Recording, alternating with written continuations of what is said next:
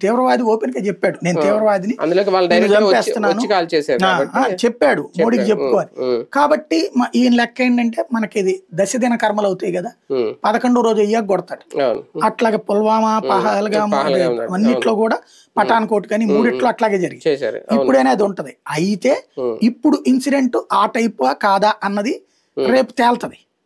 ఇప్పటికే ఆ forensic reports అన్ని వచ్చాక వీళ్ళల్లో వీళ్ళే మన వాళ్లే తయారయ్యారా తీవ్రవాదులుగా, అప్పుడు నెట్వర్క్ లేపుతారు, ఎంతమందినైనా ఎన్కౌంటర్ చేస్తారు, ఏమైనా చేస్తారు.